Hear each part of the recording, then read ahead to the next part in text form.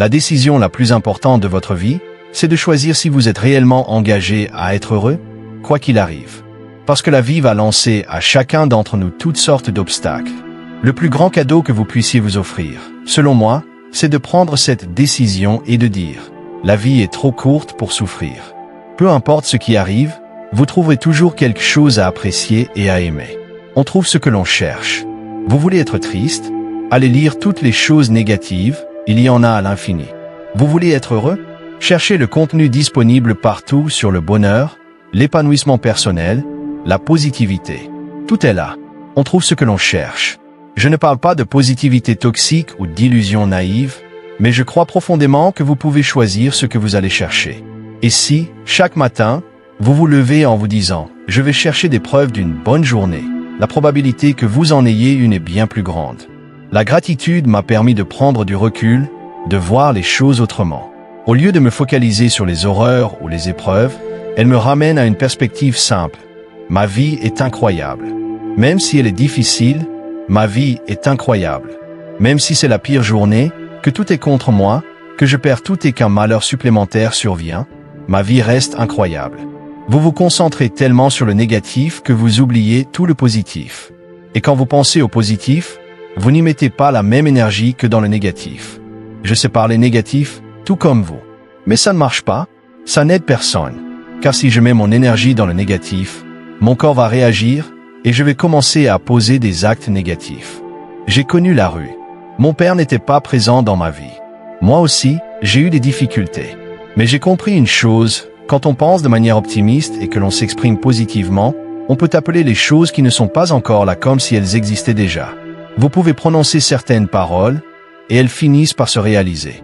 La pensée positive, ce n'est pas du déni.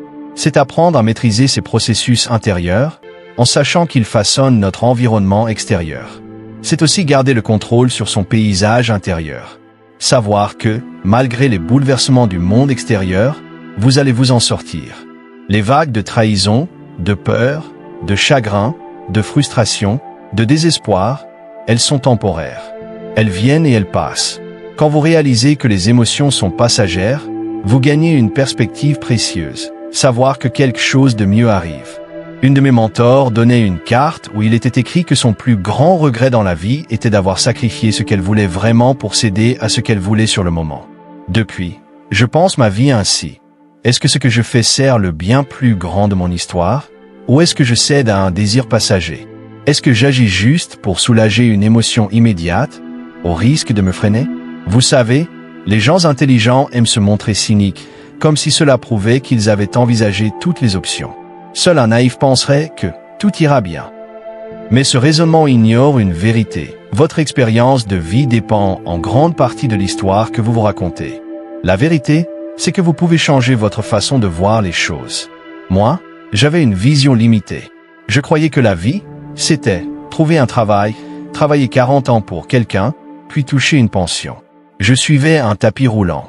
Jusqu'au jour où j'ai compris, je peux croire à tout. Je peux croire que je peux réussir n'importe quoi. Je peux croire que je peux être ce gars à la télé qui raconte des blagues. Et c'est devenu possible. Ce que vous croyez détermine votre vie. Votre plus grand obstacle, c'est vous-même. La vie est ce que vous en faites. Alors, soyez intransigeants avec ce que vous laissez entrer dans votre esprit. Les informations, les pensées, les personnes. Parce que tout cela influence votre vie. Un philosophe stoïcien disait « Chaque fois que vous sortez de chez vous et que vous revenez, vous n'êtes plus la même personne. Vous revenez soit meilleur, plus conscient, plus connecté, soit pas. Pour moi, chaque jour commence à zéro. J'avance avec humilité, je garde l'esprit ouvert, et voici ce que je peux vous dire. Tout ce que j'observe, j'essaie de l'accueillir avec humilité. Si vous ne faites pas ça, vous risquez de tout perdre. La perspective est essentielle. Je veux que vous m'entendiez bien, la façon dont vous regardez une situation. C'est tout. J'ai choisi de réduire l'envie et la jalousie, et d'adopter l'optimisme et la gratitude.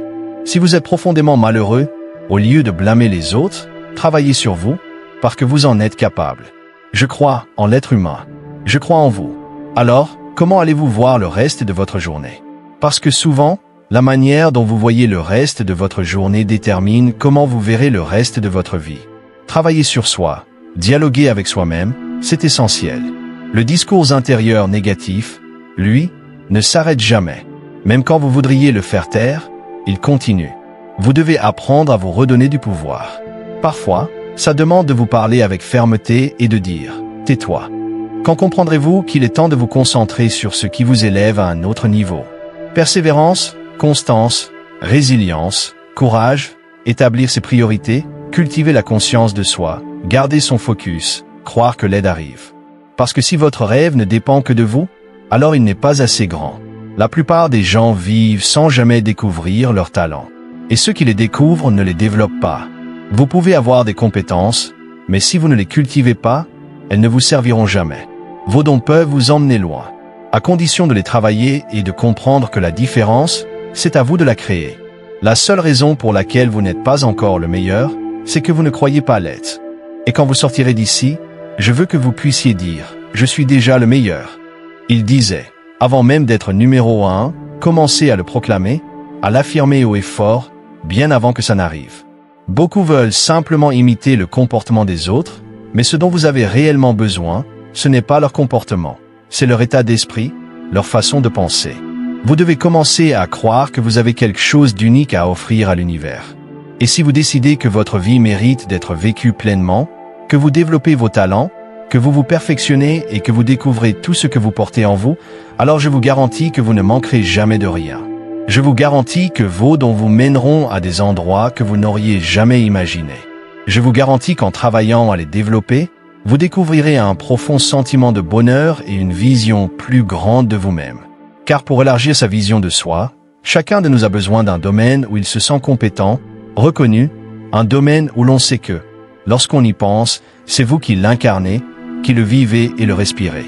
Peu importe ce que vous voulez accomplir, offrir, devenir, tout repose sur votre perspective. Si vous décidez de rester intègre envers vous-même, que ce que vous dites, vous le vivrez, alors cela deviendra votre identité. Oui, je sais que vous détestez peut-être la salle de sport, la musculation, le cardio, boire de l'eau, prendre soin de vous. Vous pensez que c'est la chose la plus difficile au monde à maintenir. Mais quelqu'un est dans sa tombe aujourd'hui, et s'il avait une seconde chance de vivre, il le ferait avec enthousiasme, avec courage, avec discipline, ce que vous considérez comme une corvée, rien que pour vivre un peu plus longtemps. Trouvez le positif. Prenez du recul. Pratiquez la gratitude. Demandez-vous, quel prix suis-je prêt à payer pour réaliser mon rêve? Projetez-vous. Voyez la meilleure version de vous-même. Voyez les erreurs que vous ferez. Voyez les échecs qui viendront. Mais ne renoncez pas à vous-même. Ne baissez pas les bras si vite. Beaucoup abandonnent à 1 mètre de la ligne d'arrivée. À vous de comprendre que vous comptez et que vous avez du travail à faire. Je préfère vous voir affronter, combattre et échouer plutôt que vous réfugier dans le confort d'une vie qui ne change jamais. Le changement est difficile, mais il est possible. Le monde ne deviendra pas soudainement plus facile.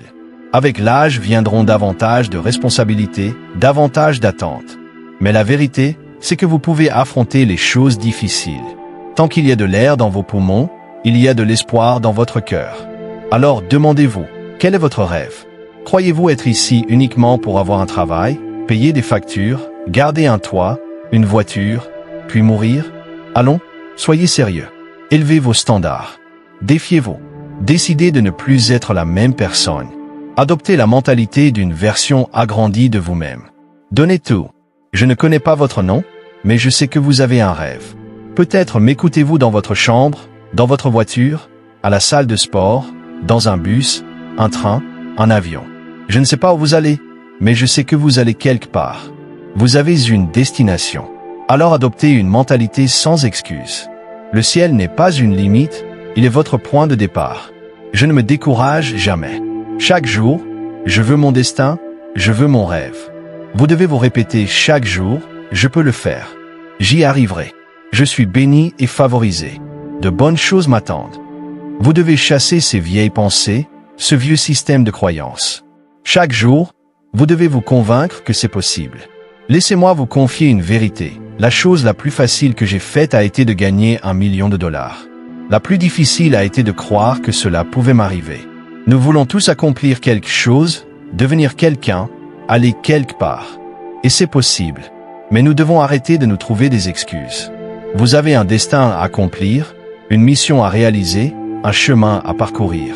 Mais pour cela, vous devez restructurer votre pensée. Dites-vous, je suis prêt à le faire pour ma famille, pour ma mère, pour mon père. À accomplir ce que personne n'aurait jamais cru possible. Comprenez ceci, le confort permanent est une illusion. Le confort mène à la complaisance. Ce n'est pas toujours l'accomplissement qui compte, mais l'effort. Je choisis de ne pas être un homme ordinaire. J'ai le droit d'être exceptionnel si je le peux. Je cherche des opportunités, pas la sécurité. Je veux prendre des risques calculés, rêver, bâtir, échouer et réussir. Je refuse de vivre au jour le jour. Je préfère les défis de la vie à l'existence garantie, l'excitation de l'accomplissement à l'ennui d'un confort fade. Je ne me soumettrai à aucun maître, je ne céderai à aucune menace.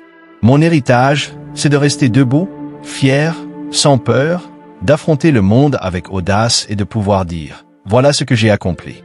Alors dites-moi, qui doute de vous? Je ne m'inquiète pas de ceux qui doutent de vous, mais je m'inquiète lorsque vous doutez de vous. Car quand vous doutez, rien ne se fait. Chaque obstacle vous arrête, chaque difficulté paraît insurmontable. Mais parmi tous ceux qui doutent, il y en a un qui ne doit jamais douter. C'est vous. Vous devez croire en vous.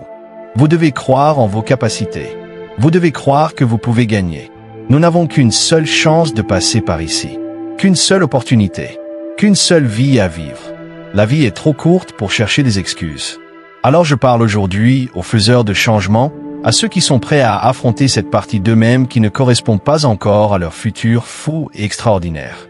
Quand quelqu'un est amoureux de ce qu'il est appelé à devenir, de ce qu'il doit accomplir, de sa véritable destinée, il n'y a pas de jour de repos.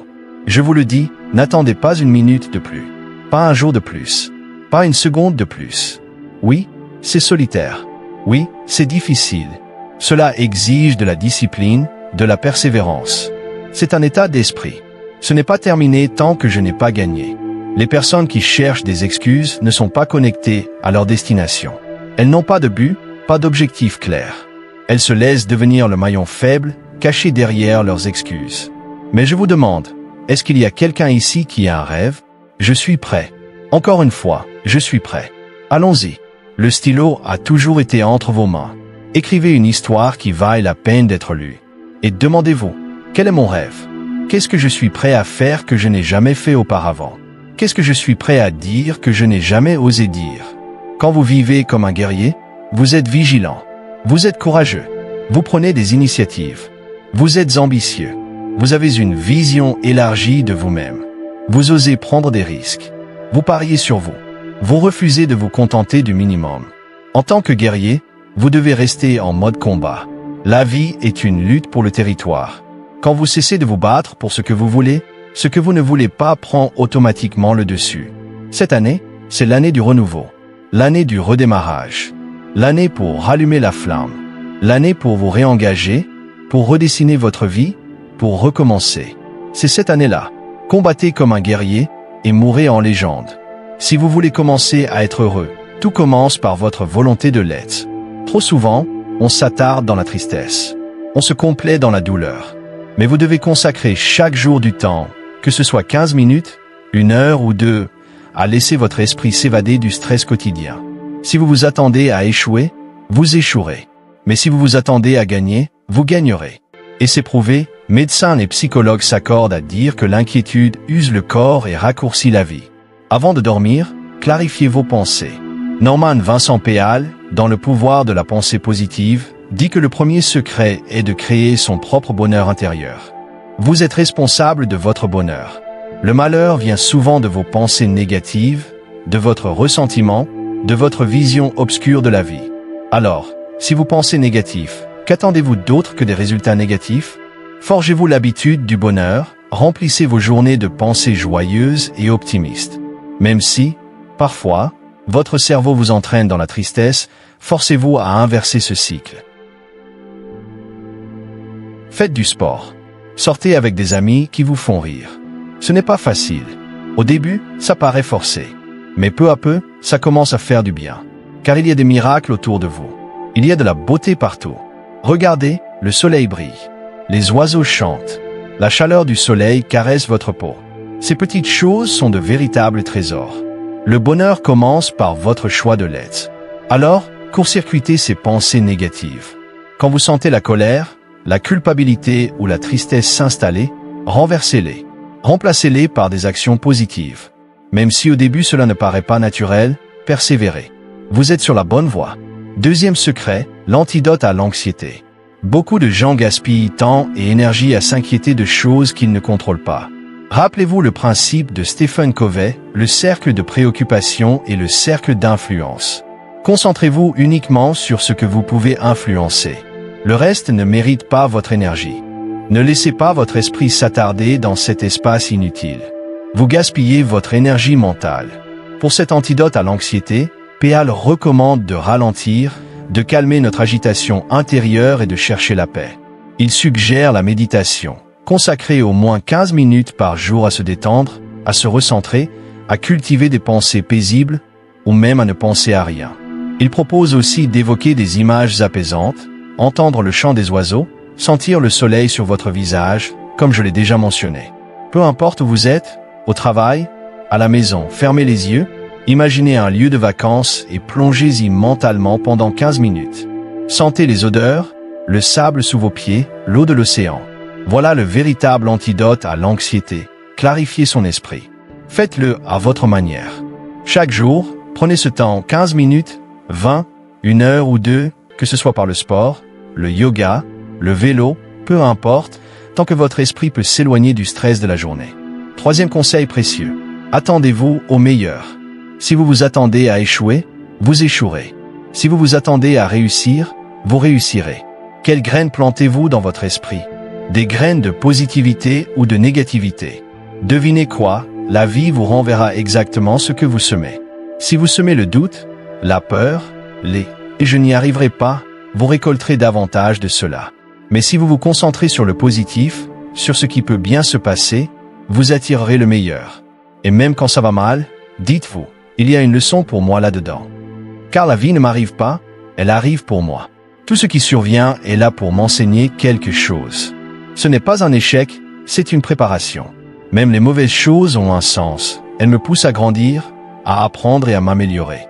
Quatrième conseil précieux, ne vous inquiétez pas. Péale a raison, médecins et psychologues s'accordent à dire que l'inquiétude raccourcit la vie et abîme le corps. Avant de dormir, clarifiez vos pensées. Imaginez vos soucis s'écoulant hors de vous comme l'eau d'un verre que l'on vide. N'imposez pas votre chemin comme le seul bon. Dites-vous plutôt, ce chemin est le bon pour moi. Remplacez l'inquiétude par l'espoir, grâce à des objectifs clairs.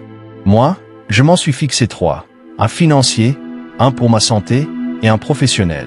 À cette époque, je vivais beaucoup de stress. Je dormais mal, je ressentais des douleurs dans la poitrine, mon cœur battait fort, et je ne trouvais plus de joie dans ma vie. Sur une échelle de 1 à 8, les 9 et 10 étant réservés à des moments exceptionnels, j'étais bloqué à 4, en permanence sous pression. Alors j'ai remplacé ce stress, cette peur, par un plan, par des objectifs qui m'ont redonné de l'espoir. Quelque chose vers quoi avancer, à accomplir. Et je savais que cela m'en sortirait. Cinquième conseil précieux, la résolution de problèmes. J'avais des problèmes, des rêves, des objectifs pour lesquels je cherchais des solutions. Mes projets sont nés de cette quête. Mais pour trouver une solution, je devais d'abord sortir du tourbillon quotidien, libérer mon esprit et rester ouvert à l'inspiration. Péale propose 10 techniques de résolution de problèmes. La première, croyez qu'il existe une solution à chaque problème. Même si vous ne l'avez pas encore, croyez qu'elle viendra. Souvent, il y en a plusieurs. Deuxième, gardez votre sérénité face aux problèmes. Ne vous laissez pas submerger par les « je n'y arrive pas » ou « je ne comprends pas ». Restez calme, portez l'espoir d'une solution. Troisième, ne forcez pas la réponse. Parfois, la vie vous demande de patienter pour que la solution apparaisse. Quatrième, recueillez toutes les informations possibles. Cherchez, explorez. Cinquième, notez tous les faits pour mieux comprendre le problème et les options. Sixième, prenez du recul. Méditez, priez ou allez marcher dans la nature. Libérez votre esprit pour laisser émerger des pistes. Septième, croyez en la guidance divine, si cela vous parle. Sinon, passez au point suivant. Huitième, écoutez votre intuition et vos talents intérieurs. Apprenez à reconnaître ce que vous devez vraiment faire. Neuvième, participez à des activités qui nourrissent votre esprit, un service religieux, une promenade. Laissez votre subconscient travailler pour vous. 10e, ayez confiance dans la première idée qui vous vient. Notez-la. Réfléchissez-y le soir. C'est ainsi que naissent des solutions, des projets, des créations. 6e et dernier conseil précieux, gérez la peine de cœur. Tout le monde passe par là. Et c'est dur. Péale dit que pour surmonter une rupture, une séparation ou la perte d'un être cher, il faut rester occupé. Revenir dès que possible à ses activités. Travail, sport, alimentation saine, famille, amis. Revenir à la vie. Bien sûr, il faut parfois accepter la tristesse et traverser la douleur. Mais la clé, c'est de ne pas s'y attarder trop longtemps. Sinon, c'est la peine qui vous contrôle et vous enlève votre force.